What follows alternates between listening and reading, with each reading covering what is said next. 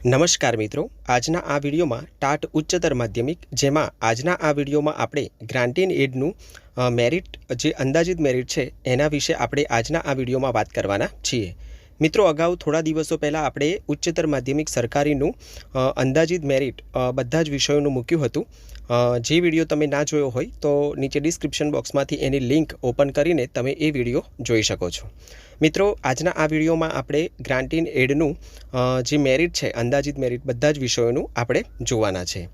એના પહેલાં બીજી કેટલીક વાતો તમને જણાવી દઉં કે આપણે જે આ ગ્રાન્ટ ઇન એડનું મેરિટ જે બનાવેલું છે એ જીએમએલના આધારે બનાવેલ છે, એટલે કે જનરલ મેરિટ લિસ્ટ જે મુકાયું હતું દરેક વિષયોનું એના આધારે બનાવેલું છે। આ ઉપરાંત 28/3/2025 પછીની જે જગ્યાઓ એડ થઈ છે માટે આપણે ફરીથી એકવાર આ મેરિટ એનાલિસિસ કરીને મૂક્યું છે।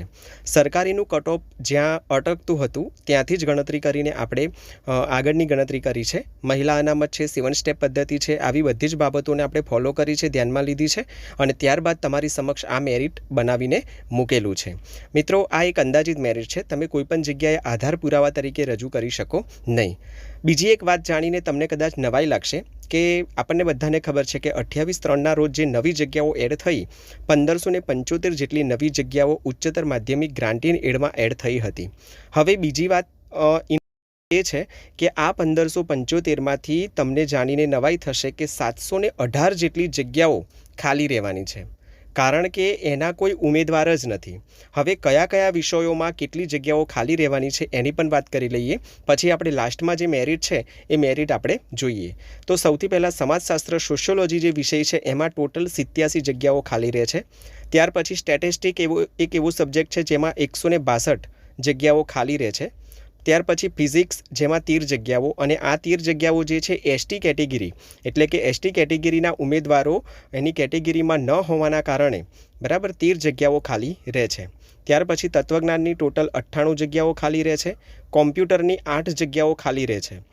હવે આ કોમ્પ્યુટરની 8 જગ્યાઓ જે ખાલી રહે છે એ પણ જે એસટીની જગ્યાઓ હતી, એસટીની જે સીટો એમાં આ જગ્યાઓ ખાલી રહે છે। ત્યાર પછી કેમિસ્ટ્રીની વાત કરીએ તો કેમિસ્ટ્રીની 17 જગ્યાઓ ખાલી રહે છે, અને કેમિસ્ટ્રીમાં પણ એસટી કેટેગરીના ઉમેદવારો ન હોવાના કારણે 17 જેટલી જગ્યાઓ ખાલી રહે છે। ત્યાર પછી સૌથી વધારે જગ્યાઓ જો કોઈ ખાલી રહેતી હોય તો એ અંગ્રેજી વિષય, જેમાં ટોટલ 219 જેટલી જગ્યાઓ ખાલી રહે છે। ત્યાર પછી મનોવિજ્ઞાન વિષયની વાત કરીએ કે જેમાં 98 જગ્યાઓ ખાલી રહે છે। અર્થશાસ્ત્ર વિષય કે જેમાં 11 જગ્યાઓ ખાલી રહે છે, અને એ પણ એસસી બેસીની જે કેટેગરી છે એમાં 11 જગ્યાઓ ખાલી રહે છે। અને છેલ્લે એગ્રીકલ્ચર જે સબ્જેક્ટ છે એમાં ટોટલ 5 જગ્યાઓ ખાલી રહે છે। આમ ટોટલ 718 જેટલી જગ્યાઓ ખાલી રહે છે। મિત્રો, હજુ કદાચ એવું પણ બની શકે કે 718 જે એ આપણે અંદાજિત મેરિટ કાઢ્યું છે એના આધારે અને જનરલ મેરિટ લિસ્ટના આધારે આટલી જગ્યાઓ ખાલી જોવા મળે છે, બરાબર। ડોક્યુમેન્ટ વેરિફિકેશનમાં તમે તમારો ક્રમ જોયો હશે અને જનરલ મેરિટ લિસ્ટમાં તમે તમારો ક્રમ જોયો હશે, બંનેમાં તમારો ક્રમ અલગ હશે।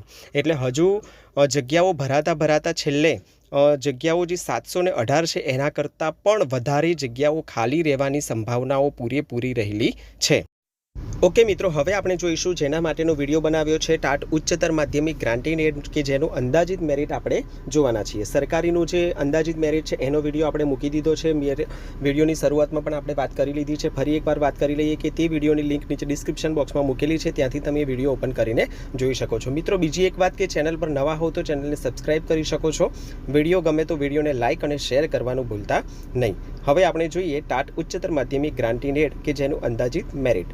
સૌથી પહેલાં તમે બાયોલોજી વિષય જોઈ શકો છો, ઉપર સબ્જેક્ટ આપેલું છે, પછી category general, EWS, SC, SCBC અને એસટી।